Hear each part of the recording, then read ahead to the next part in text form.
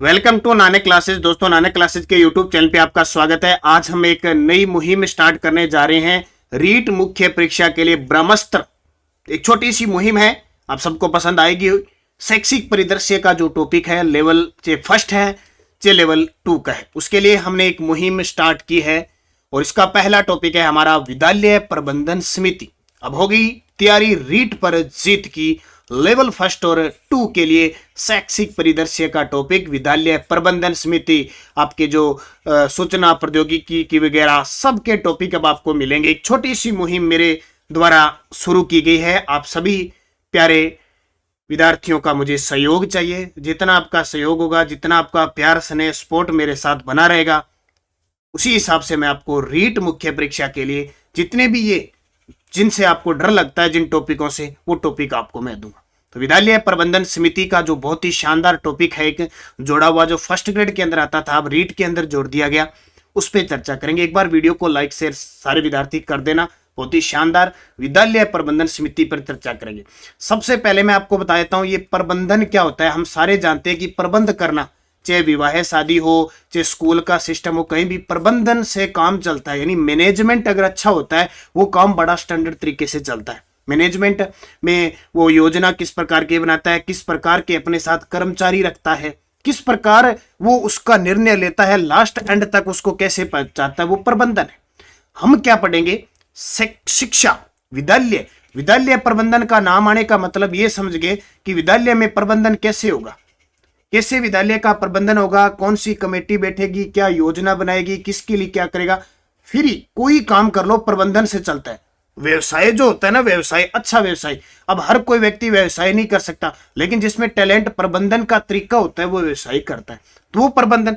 हम इसके अंदर पढ़ेंगे शैक्षिक प्रबंधन। शैक्षिक प्रबंधन का मतलब क्या होता है? शिक्षा का प्रबंध कैसे किया जाएगा।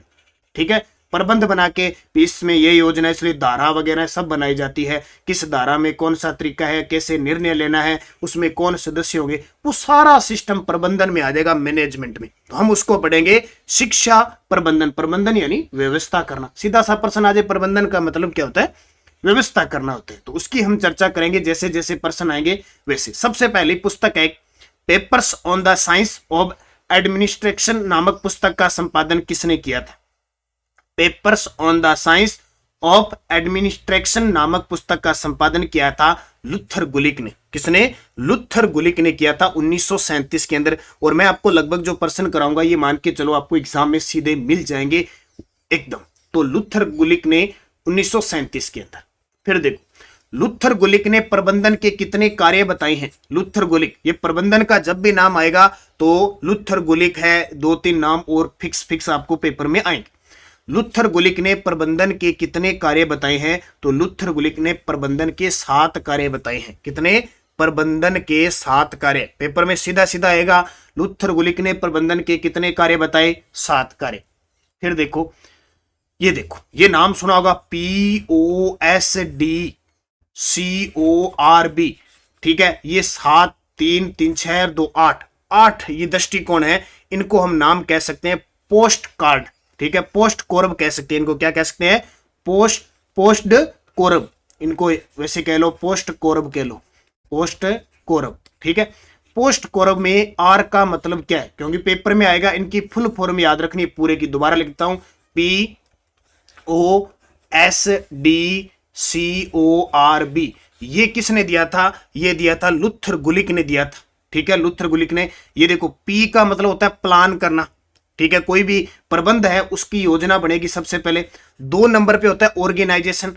अगर आपने कोई योजना बना ली तो उसके लिए आपको एक संगठन बनाना पड़ेगा, संगठन। सी का मतलब होता है स्टाफिंग। अगर आप संगठन बना रहे हो, आप अकेले काम नहीं कर सकते। मान लो मेरे पे ले लो, सबसे पहले मैंने सोचा कि यार यूट्यूब बनाते हैं और बच्चों को पढ़ाएंगे। मैंने योजना बनाई, उसके लिए मैंने किसी को साथ में लिया, 1 बंदे को, 2 बंदे को, एक लिया। फिर मुझे लगा कि और चाहिए तेरे को, तेने स्टाफ की तैयार कर दी, यानी क्या किया? नियुक्ति कर दी। नियुक्ति करने के बाद अब उनको, डी का मतलब होता है डायरेक्शन, निर्देश देना। उनको निर्देश दिया कि आपको ऐसे ऐसे करना है, निर्देश दिया। फिर लगा अब निर्देश अकेले देने से कुछ भी नहीं होगा, तेरे को इनके साथ समन्वय बनाना पड़ेगा। तो कोऑर्डिनेटिंग तैयार हुआ। जैसे ही कोऑर्डिनेटिंग की सिस्टम हुआ, क्या किया? अच्छा, सी पे कोऑर्डिनेट हो गया। फिर आपने क्या किया, ये दो नाम आ जाए कोऑर्डिनेट में एक साथ, फिर आपने क्या किया, कोऑर्डिनेट समन्वय स्थापित किया, फिर उनके साथ प्रतिवेदन तैयार किया, मिलके रिपोर्ट तैयार की, और लास्ट में आपने उसका बजट का निर्माण कर दिया। प्लानिंग, ऑर्गेनाइजेशन, स्टाफिंग, डायरेक्ट यानी निर्देशिंग, डायरेक्टिंग, कोऑर्डिनेट, रिपोर्टिंग और लास्ट में बजट। ये प्रश्न अभी फर्स्ट ग्रेड में है। निम्न में से कोस कोर्पोरेट शब्द में कौन सा शामिल नहीं है? तो आर का मतलब क्या हो गया? रिपोर्टिंग। आर का मतलब क्या हो गया? रिपोर्टिंग यानी प्रतिवेदन तैयार करना। समझ में आ गई होगी बात। अगला देखो, लुथर गुलिक व लिंडेन उर्विक द्वारा पोस्ट कोर्ब शब्द में शामिल नहीं है। अब आ गया ना। अब ये 7 शब्द है, इन 7 को अच्छे तरीके से याद रखना। क्या शामिल नहीं है? देखो, प्लानिंग तो शामिल है, संगठन ऑर्गेनाइजेशन भी शामिल है, समन्वय भी शामिल है, कोऑर्डिनेटिंग भी शामिल है, ये नियंत्रण ये इसमें शामिल नहीं है। आगे हम पढ़ेंगे POCC, उसमें शामिल है। तो नियंत्रण शामिल है। इनके नाम याद रखने आपको। निम्न में से प्रबंधन की प्रकृति क्या है? अब यहां से एक प्रश्न आ सकता है, प्रबंधन की प्रकृति। प्रबंधन एक कला है, प्रबंधन एक विज्ञान है, प्रबंधन एक उद्देश्यपूर्ण प्रक्रिया है, उपयुक्त सभी। अब कोई फिक्स नहीं है कि 10 के 15 के कितने की प्रकृति है इसकी। प्रबंधन से शब्द से समझ जाओगे कि प्रबंधन एक कला है, बिना कला के आप कुछ नहीं कर सकते। एक विज्ञान, एक टेक्निक है, एक उद्देश्य, कोई ना कोई उद्देश्य लेकर प्रबंधन काम किया जाता है। सर्वव्यापी है, ठीक है, सर्वव्यापी है, सार्वभौमिक है, अमूर्त प्रक्रिया है, गत्यात्मक है, लगातार गति करती रहती है। प्रबंधन को एक पेशे के रूप में लिया जाता है। अप्रत्यक्ष शक्ति है, दिखाई नहीं देती, यानी अमूर्त शक्ति है। एक होता है अनुशासन, एक बहु अनुशासनात्मक है। और प्रबंधन मानवीय क्रियाओं, कौशल, योग्यताओं का परिणाम है। यानी प्रबंधन की जितनी पॉजिटिव चीजें सारी है। कार्य का प्रबंधन किया जाता है, लोगों का प्रबंधन किया जाता है, परिचालन का प्रबंधन किया जाता है। वो प्रबंधन की प्रकृति आ जाए, कोई भी प्रश्न आ जाए। प्रबंधन को संगठन का कहा जाता है। अब ये प्रश्न है ना, ये याद करने वाले हैं कि प्रबंधन को संगठन अभी हमने पढ़ा था, संगठन बनाया जाता है, ऑर्गेनाइजेशन, उसका कहते हैं मस्तिष्क। प्रबंधन को संगठन का मस्तिष्क कहते हैं कि संगठन तब भी बनेगा जब आपका प्रबंधन अच्छा होगा। जनरल एंड इंडस्ट्रियल मैनेजमेंट पुस्तक किसकी है? जो 1916 के अंदर प्रकाशित हुई थी। जनरल एंड इंडस्ट्रियल मैनेजमेंट पुस्तक किसकी है? जो 1916 में हुई थी, सर हेनरी फ्योल। आपको गुथर गुलिक, जो गुथर है ना, गुथर गुलिक, और इन दोनों को ही अच्छे तरीके से याद रखना है, लुथर गुलिक और हेनरी फ्योल। आपसे यहां से क्वेश्चन पूछाएगा। तो जनरल एंड इंडस्ट्रियल मैनेजमेंट पुस्तक किसकी है? जो 1916 में प्रकाशित हुई, सर हेनरी फ्योल। फिर देखो, प्रबंधन सिद्धांतों का जन्मदाता माना जाता है। अभी फर्स्ट ग्रेड में आया है। प्रबंधन सिद्धांतों का जन्मदाता हेनरी फ्योल को कहते हैं। किसको? Henry Fayol. और नानक क्लासेज, आप एक तो टेलीग्राम ज्वाइन कीजिए, नानक क्लासेज शिव सर नाम से नया जो है ना, उस पर क्विज मिल रही है। इसकी सारी क्विज मिल गई। कल आपको सूचना प्रौद्योगिकी के सामाजिक प्रभाव की क्विज मिल गई, उसका टेस्ट आपको कल मिलेगा यूट्यूब पर। उसकी भी मैंने मुहिम स्टार्ट कर दी। और एक जो रीट लेवल फर्स्ट और सेकंड की तैयारी कर रहे हैं, इसके लिए हमारी टेस्ट सीरीज चल रही है, सामाजिक सामान्य अध्ययन की, टॉपिक वाइज। इसमें लेवल फर्स्ट के 180 नंबर और लेवल 2 के 130 नंबर का मैटर दिया जा रहा है एक्स्ट्रा। ये जो विद्यालय प्रबंधन समिति है, सूचना प्रौद्योगिकी, ये भी मैं डाल रहा हूँ। महज 151 रुपए में करंट की टेस्ट सीरीज भी संडे टू संडे फ्री मिल रही है। तो टॉपिक वाइज टेस्ट सीरीज है। जैसे टॉपिक मिल गया, टॉपिक दिया जा रहा है, शाम को 6 बजे टेस्ट होता है। 6 के बाद आप कब भी ले सकते हो। 6 से 10 बजे तक हम रैंक भी डालते हैं, अभी कौन सी किस रैंक पे आया है। और फिर इसी दिन, जिस दिन टेस्ट डाला जाता है, उस दिन रात को यूट्यूब पर इसकी व्याख्या मिलती है। तो 151 रुपए में, और पीडीएफ भी उसके अंदर मिलती है। 151 रुपए में इतनी सुविधा मिल रही है आपको। निरंतर अध्ययन करें। और जो हमारी ये बाजार में पुस्तक है 5555 प्लस ब्रह्मास्त्र रीड स्पेशल, इन्हीं में से आपको टॉपिक दिए जा रहे हैं। तो ये पुस्तक बाजार से खरीद लेना, ऑनलाइन ऑफलाइन सुविधा है। और राजस्थान करंट की वार्षिक अंक भी हमारी आ चुकी है बाजार में, आप बोले। तो इस प्रकार निरंतर करना। तो प्रबंधन सिद्धांतों का जन्मदाता किसको कहते हैं? हेनरी फ्योल को। फिर देखो, सर हेनरी फ्योल ने प्रबंधन के कितने सिद्धांत दिए हैं? तो सर हेनरी फ्योल ने प्रबंधन के 14 सिद्धांत दिए। सिद्धांत पूछे तो 14 सिद्धांत दिए। POCC, पहले तो प्रश्न ये आएगा, POCC की अवधारणा किसकी है? तो किसकी है? हेनरी फ्योल की। और वो POS जो पोस्ट कोर्ब है, वो अवधारणा किसकी है? लुथर गुलिक की। और POCC की अवधारणा हेनरी फ्योल की है। अभी POCC क्या है अभी बताऊंगा। छोटे बड़े में लिखना था, POCC में शामिल नहीं है। अब याद कर लेना कि इसमें क्या क्या है। P का मतलब प्लानिंग, यानी योजना, प्लानिंग का मतलब योजना। ओ का मतलब ऑर्गेनाइजेशन, संगठन, योजना बनेगी तो संगठन बनाना पड़ेगा। तीसरा है संगठन बनाने के बाद निर्देश देना, कमांड देना, कमांड, कमांड यानी निर्देश देना। फिर आपको कंट्रोल करना, सी का मतलब कंट्रोल और सी का मतलब कोऑर्डिनेशन। देखो उसके अंदर योजना भी आई थी, संगठन भी आया था और क्या आया था, समन्वय भी आया था, लेकिन दो अलग सी है। एक सी का मतलब कमांड निर्देश देना, एक सी का मतलब कंट्रोल नियंत्रण करना। तो देखो प्लानिंग है, ऑर्गेनाइजेशन है, कोऑर्डिनेट है, कस्टम इसमें नहीं है। तो प्रश्न आएगा POC में क्या शामिल नहीं है, प्लानिंग, ऑर्गेनाइजेशन और जो हमने पढ़ा था कोऑर्डिनेट है, उसके बाद में कंट्रोल है और कमांड है। ठीक है, कमांड है, कंट्रोल है, ये 5 है, तो कस्टम शामिल है। समझ में आ गई होगी आपके बात। विद्यालय स्तर पर शैक्षिक प्रबंधन के मानवीय संसाधन में शामिल नहीं है। विद्यालय स्तर पर शैक्षिक प्रबंधन के देखो एक होता है मानवीय संसाधन, मानना वाले, एक होता है भौतिक संसाधन। ठीक है, अब जैसे मानवीय संसाधन में प्रधानाध्यापक, बालक, अध्यापक, अभिभावक, ये आगे। भौतिक में स्कूल के अंदर क्या क्या कमरे, फर्नीचर, पानी की व्यवस्था, प्रयोगशाला वगैरह सारे क्या हो गए, भौतिक हो गए। तो क्या होगा, देखो मानवीय संसाधन में बालक भी होगा, अभिभावक भी होगा, संस्था प्रधान भी होगा, प्रयोगशाला भौतिक संसाधन है। इसके अनुसार प्रबंधन कहीं भी कार्यकारी नेतृत्व का कार्य है।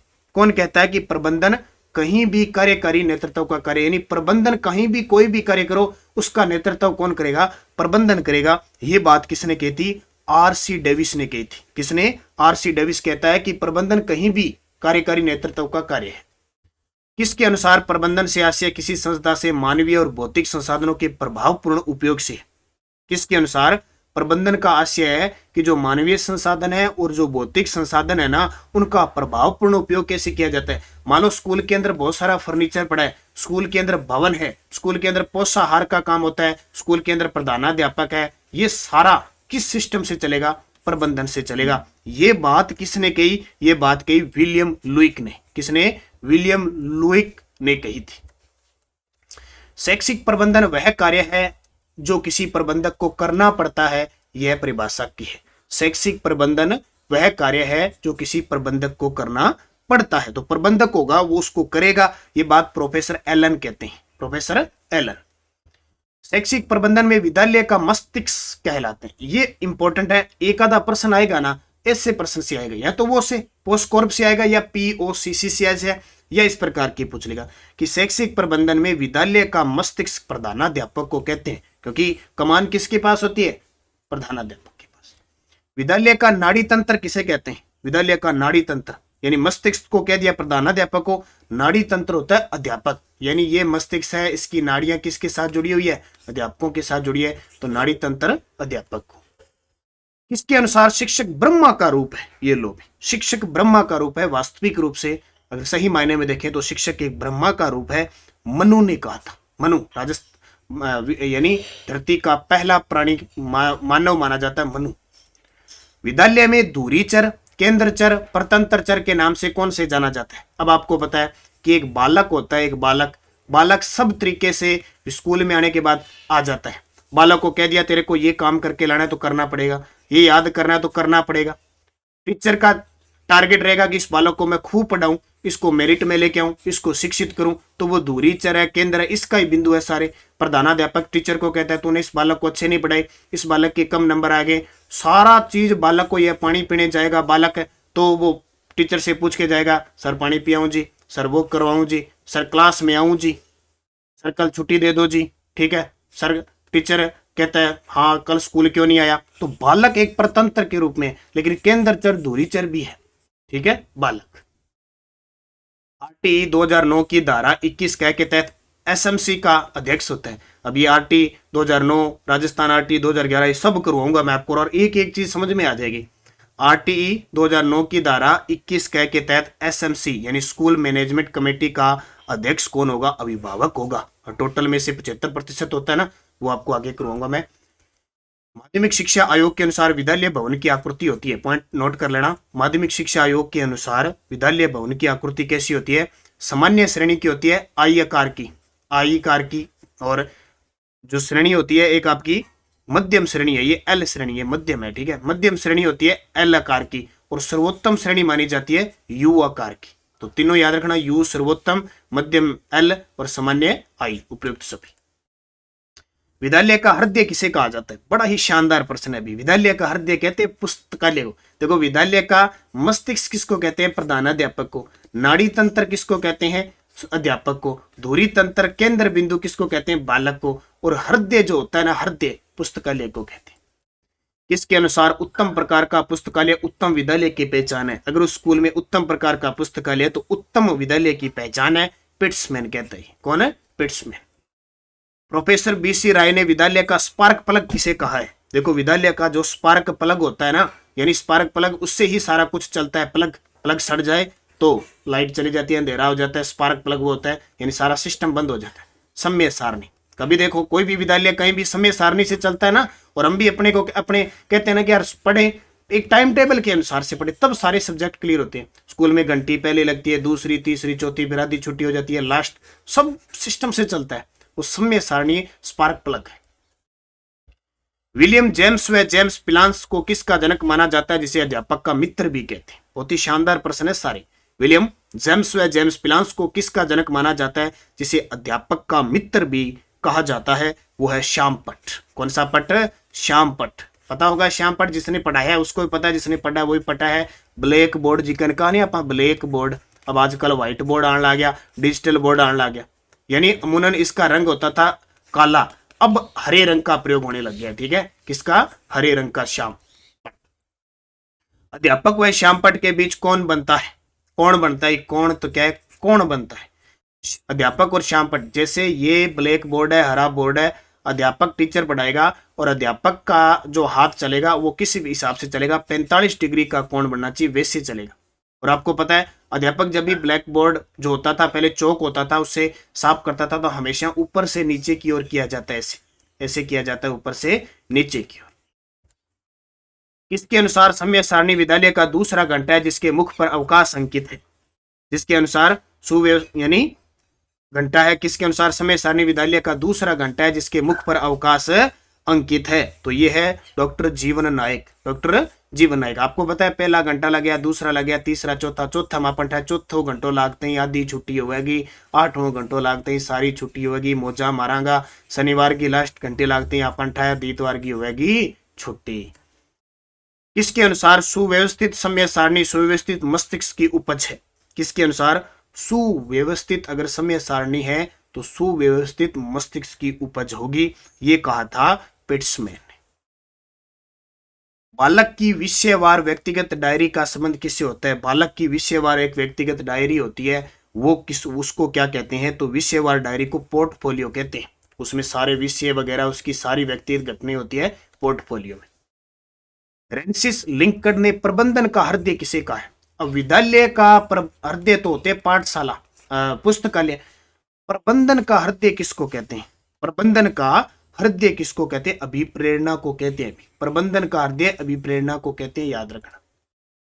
प्रबंधन का शक्ति ग्रह किसको कहते हैं? यहाँ थे पढ़ो ने, कोशिका का शक्ति ग्रह माइटोकॉन्ड्रिया।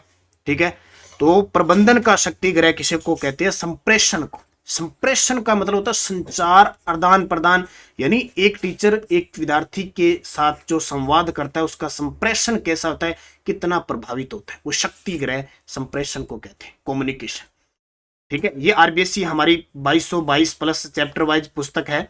ये पीडीएफ है, सिर्फ वीडियो के डिस्क्रिप्शन में लिंक है। अगर कोई ऑनलाइनर पीडीएफ लेना चाहता है ना तो आप ले सकते हो। बाकी 5555 का सारा मैटर इसमें इंक्लूड किया हुआ है उसमें। ठीक है, जो बाजार में उपलब्ध है ना उसमें किया हुआ है। अगर कोई वन लाइनर सीधी पीडीएफ लेना चाहता है, किसी को शौक है तो वो ये ले सकता है। बाकी पुस्तक जो बाजार में वो आप ले अच्छी।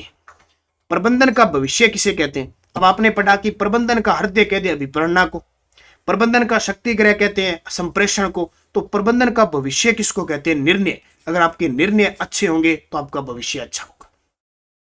विद्यालय प्रबंधन समिति का उल्लेख किस धारा में है? विद्यालय प्रबंधन समिति का उल्लेख यानी आरटी 2009 के अनुसार 21 में 21। तो ये तो फिक्स है पर्सन। एसएमसी का गठन का प्रावधान किन विद्यालयों में है? एसएमसी का गठन होता है जो प्राथमिक व उच्च प्राथमिक विद्यालय है। कहने का मतलब कक्षा 1 से 8 तक, कक्षा 1 से 8 तक। राजस्थान आरटी 2011 के अध्याय 2 की किन धाराओं में एसएमसी का गठन है? अब दोनों में कंफ्यूज मत होना। एक तो है आरटीई 2009 और फिर आपको पता है आरटी 2009 की 38 नंबर धारा है ना, उसमें यह कहा गया कि राज्य अपने हिसाब से ये बना सकते हैं। तो राजस्थान ने बना ली, राजस्थान आरटी 2011। तो इसका जो 2 नंबर अध्याय है ना, 2 नंबर अध्याय, उसमें किन धाराओं में एसएमसी का गठन है? तो 3, 4, 5 ये धाराएं इसमें एसएमसी के बारे में बताया गया है। आरटी 2009 के धारा 21 के किस भाग में एसएमसी का प्रावधान है? आरटी 2009 की धारा 21 है, लेकिन कौन सा भाग है जिसमें एसएमसी का प्रावधान है? 21(1) के अंदर। ये पूरी डिटेल में आगे जब इनके टॉपिक आएंगे पढ़ाऊंगा, नहीं तो एक में सारे गोल हो जाओगे। एसएमसी की साधारण सभा की वर्ष में कितनी बैठक होती है? अब कंफ्यूज ये नहीं होना कि ये बैठक किस प्रकार होगी, तो ये होगी 3। एसएमसी की साधारण सभा की वर्ष में कितनी बैठक होगी? 3। ये साधारण सभा। एक होती है कार्यकारिणी सभा, जिसमें अभिभावक वगैरह होते हैं ना, कार्यकारिणी। पेपर में आपसे ज्यादातर ये कार्यकारिणी पूछी जाएगी, अभी बताऊंगा। साधारण सभा की वर्ष में कितनी बैठकें अनिवार्य है? 3। कितनी? 3। अब देखो, एसएमसी साधारण सभा की बैठक का कोरम सदस्यों की कुल सदस्य संख्या को कोरम कह दो या गणपूर्ति कह दो। इसका मतलब क्या होता है? मान के चलो अपने ये क्लास चल रही है, या किसी क्लास में मैं आ गया, मैं उदाहरण मेरा देता हूं। मैंने कहा भी हाँ, आपकी क्लास में कितने रजिस्टर्ड है? 100 बच्चे हैं। ठीक है, मैं कहता हूं कि जब तक इस क्लास में 25 बच्चे नहीं आएंगे मैं क्लास स्टार्ट नहीं करूंगा। यानी ये मेरा क्या हो गया? कोरम गणपूर्ति होगी। 100 बच्चों में से अगर 25 बच्चे आते हैं तो मैं पढ़ाऊंगा। ठीक है, आपने कह दिया कि सर हम 20 ही बच्चे आए, तो मैं कह दूंगा भाई जब तक कोरम गणपूर्ति पूरी नहीं होगी मैं नहीं पढ़ाऊंगा। मैं 20 बच्चों को नहीं पढ़ाऊंगा, मैं 25 बच्चों को ही पढ़ाऊंगा नियम के अनुसार। ठीक है, फिर बच्चे अगर 26 हो गए, 27 हो गए, फिर मैं आपको पढ़ा दूं। या जैसे आज मैंने आप कह दिया 20 बच्चे हैं सर, फिर मैंने कह दिया मैं आज नहीं पढ़ाऊंगा, फिर कभी पढ़ाऊंगा। फिर आप 5-6 दिन 7 दिन बाद फिर आगे, फिर आप 20 आगे के सर हमें तो 25 मिले नहीं, कहां से लेके? फिर मैं क्या करूंगा? लो चलो इतनी दूर से आएंगे, अब मैं आपको पढ़ा ही देता हूँ। अब थे राजस्थान में मेरे पठानकोट आओगा नहीं तो मैं थाने पढ़ा दूंगा। यहाँ करिए। ठीक है, तो एसएमसी साधारण सभा की बैठक का कोरम सदस्यों की कुल क्या क्या कितना होता है? 25% होता है। साधारण सभा है, ध्यान रखिए, समझा था ना बात दी मैं। एसएमसी साधारण सभा में बैठक कोरम के अभाव में स्थगित होती है। वही बात, 100 में से 25 आने थे, आए 20 तो स्थगित कर दी। तो पुनः 7 दिन पश्चात फिर आप आगे, फिर कहते सर अब तो पढ़ाना ही पड़ेगा। तो फिर मैं कहूंगा लो भी आ गए, अब मैं पढ़ा देता हूं, कोई आवश्यकता नहीं होती है दूसरी बार। ठीक है, एसएमसी की कार्यकारिणी समिति में सदस्य कितने होते हैं? अब ये पॉइंट नोट कर लेना, ये अब आगे कार्यकारिणी समिति। एसएमसी की कार्यकारिणी समिति में सदस्य कितने होते हैं? 16 होते हैं। कितने? 16।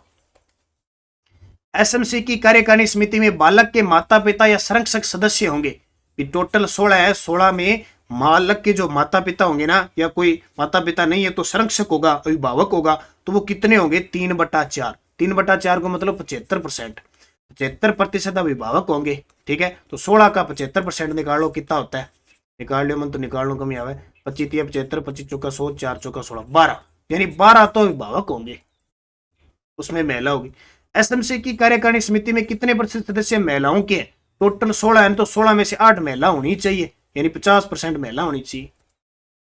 एसएमसी की कार्यकारिणी समिति में कम से कम कितनी महिलाएं सदस्य होनी चाहिए? 8 होगी ना, 8 दोनों ही बढ़ा दिए मैंने। एसएमसी की कार्यकारिणी समिति का अध्यक्ष कौन होता है? कार्यकारिणी समिति का अध्यक्ष होगा अभिभावक।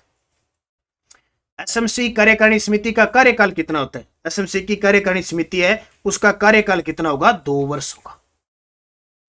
एसएमसी कार्यकारिणी समिति की बैठक प्रत्येक माह किस दिन होगी? अब आपको पता है भी अभिभावक होगा या वो जो बालक का पिता होगा, अभिभावक होगा, वो कुछ ना कुछ काम करता होगा, तो सरकार ने उसी हिसाब से सेट किया कि मजदूरी करता हुआ किसान या किस प्रकार का है, तो अमावस्या के दिन लगभग छुट्टी होती है, तो अमावस्या के दिन ये होती है। एसएमसी कार्यकारिणी समिति की बैठक गणपूर्ति। अब देखो मैंने पीछे बताया था साधारण सभा की 25% होती है, लेकिन ये जो कार्यकारिणी समिति है उसकी होती है 1/3, यानी 100 में से 33 बंदे होने चाहिए, 33% होने चाहिए, तब ये कार्यकारिणी समिति की बैठक होगी गणपूर्ति। ठीक है, 33। अब वो साधारण सभा में 25% है, यहाँ 1/3 है। एसएमसी की कार्यकारिणी समिति के सदस्य की सदस्यता समाप्त कब होती है? एसएमसी की कार्यकारिणी समिति का कोई सदस्य है, उसकी सदस्यता समाप्त कैसे होगी? यदि वह समिति के 3 क्रमिक बैठकों में अनुपस्थित रहता है, सदस्य की संतान उस विद्यालय का विद्यार्थी न रहे, हट जाए, तो भ्रष्टाचार व कानूनी दोषी ठहराया जाए तो समाप्त हो जाती है। प्रबंधन का पोस्ट कोर्ब सूत्र निम्न में से किसने दिया था? अब ये तो पता लगे आपको, ये आप मेरे को कमेंट करके बता देना। मैं यहाँ इस क्वेश्चन को छोड़ता हूँ आपके लिए, क्योंकि पूरा बता दिया मैंने। प्लानिंग है, आपको ऑर्गेनाइजेशन है, स्टाफिंग है, ठीक है, सारा डायरेक्शन है, कोऑर्डिनेटर है, ठीक है, को रिपोर्टिंग है, बजट है, ये सारा बता दिया। अब मुझे चारों में से कमेंट करके बता देना इसका उत्तर क्या है। शैक्षिक प्रबंधन व प्रशासन के लिए लुथर गुलिक द्वारा प्रदत्त सूत्र पोस्ट कोर्ब में डी का क्या अर्थ है? अब तो आप बता ही दोगे, आपको जरूरत नहीं पड़ेगी। डी यानी डायरेक्टिंग, निर्देशन।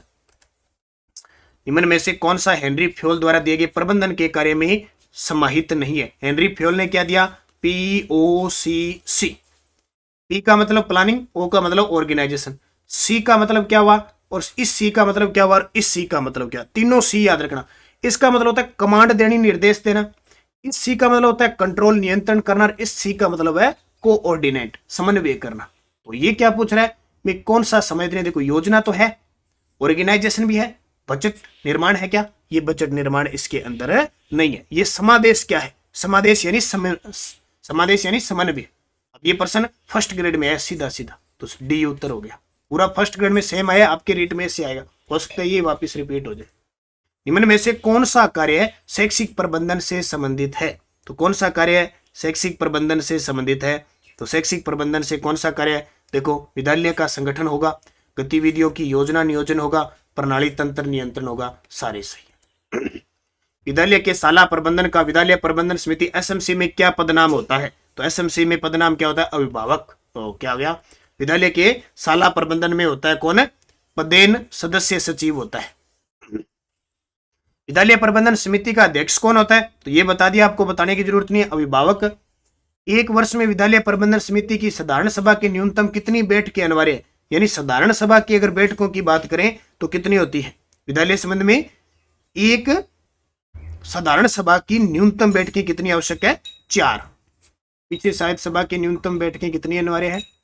क्या जगह 4, यानी 3 माह में एक बैठक आवश्यक है। वैसे क्या होती है, जुलाई से लेकर और मार्च तक 3 ही बैठक होती है। जुलाई से लेकर मार्च तक 3 बैठक होती है। लेकिन जब 3 माह में, 2 शर्तें हैं कि 3 माह में, तो न्यूनतम कितनी बैठक अनिवार्य है? तो 4 कर सकते हो। विद्यालय प्रबंधन समिति के कितने प्रतिशत सदस्य महिला होने अनिवार्य अंत है? तो कितने प्रतिशत होने आवश्यक है? महिला। तो अभी मैंने बताया था कितने प्रतिशत महिला होनी आवश्यक है। तो जितनी, अब महिलाएं टोटल कितनी होगी? टोटल 50%। विद्यालय प्रबंधन समिति का मुख्यालय होता है, विद्यालय प्रबंधन समिति का मुख्यालय कहाँ होता है? तो विद्यालय प्रबंधन समिति है, विद्यालय की बात है तो विद्यालय प्रबंधन समिति का मुख्यालय कहाँ होगा? विद्यालय होगा। निःशुल्क व अनिवार्य बाल शिक्षा, निःशुल्क व अनिवार्य बाल शिक्षा अधिकार के अंतर्गत विद्यालय प्रबंधन समिति का गठन किया जाता है, जिसकी क्रियान्वयन समिति के सदस्य में से निम्न में से कौन सम्मिलित नहीं होगी? देखो, विद्यालय का एक शिक्षक शामिल होगा, विद्यालय का प्रधानाध्यापक होगा, और स्थानीय निकाय का चुना हुआ सदस्य होगा। क्षेत्र का BEO नहीं शामिल होगा, ये अभी फर्स्ट ग्रेड में पेपर में आया है। और निम्न में से कौन से एक प्रबंधन की प्रकृति नहीं है? देखो, प्रबंधन एक कला है, बिल्कुल। प्रबंधन एक भौतिक विज्ञान है, प्रबंधन एक भौतिक विज्ञान नहीं है, भौतिक विज्ञान नहीं है, प्रबंधन के प्रकार है, वो तो प्रकृति थोड़ी है। प्रबंधन एक सामाजिक जिम्मेदारी है, बिल्कुल। प्रबंधन एक सार्वभौमिक प्रक्रिया है, BO है। क्योंकि प्रबंधन क्या है? प्रबंधन मानवीय क्रियाकलापों का प्रबंधन। राजस्थान प्रारंभिक शिक्षा विभाग के निर्देशानुसार विद्यालय प्रबंधन समिति के बारे में कौन सा कथन सही नहीं है? देखो, विद्यालय प्रबंधन समिति के सभी सदस्यों को मतदान का समान अधिकार है, बिल्कुल। किसी मुद्दे के समर्थन और विरोध में समान वोट देने पर बैठक के अध्यक्ष का मत निर्णय होगा, हाँ। यह विद्यालय के विभिन्न क्रियाकलापों को मॉनिटर करता है, तीनों ही पॉइंट सही है। चौथा क्या कह रहा है? विद्यालय प्रबंधन समिति को विद्यालय में विशेष आवश्यकता वाले विद्यार्थियों के नामांकन और सुविधाओं को मॉनिटर करने की आवश्यकता नहीं, ये गलत है, मॉनिटर करेगा। तो ये असत्य हो गया। और विद्यालय विकास व प्रबंधन समिति SDMC किन कक्षाओं के लिए गठित है? वो तो है SMC, कक्षा 1 से 8 तक। और ये जो SDMC है, स्कूल डेवलपमेंट मैनेजमेंट कमेटी, ये आपकी 9 से 12 तक के लिए। और SDMC में कुल सदस्य कितने होते हैं? तो इसमें 23 होते हैं, उसमें कितने थे? 16 थे। SDMC के सदस्यों का कार्यकाल कितना होता है? 2 वर्ष होता है। ये आपको 63% दे दिए। मेरे हिसाब से विद्यालय प्रबंधन समिति में इससे बाहर कुछ जाने वाला नहीं है। एक आधा जो प्रश्न आएगा इसमें आ जाएगा। इसकी क्विज मैंने जो नया टेलीग्राम बनाया, Nanak classes Rajasthan current affairs के अंदर नाम है हमारा नानक क्लासेज शिव सर नाम से, उसको ज्वाइन कर लो। उसमें क्विज मिलती रहेगी, जैसे आज आपको राजस्थान आरटी 2011 की क्विज मिलेगी। तो निरंतर अध्ययन करो, अच्छे तरीके से पढ़ो, बस सफलता आपको मिलेगी। ये एक तो टेस्ट सीरीज ज्वाइन कर लेना, नानक क्लासेज की स्पेशल रीट है। अब देखो आपको क्वेश्चन दे दिए, किस प्रकार के क्वेश्चन टेस्ट में मिल रहे हैं आप सोचोगे। बाकी जो भी हमारी क्लास निरंतर अध्ययन चल रही है, आप अच्छे तरीके से पढ़ें, सफलता आपको मिलने वाली है। धन्यवाद। जय हिंद, जय भारत, जय राजस्थान।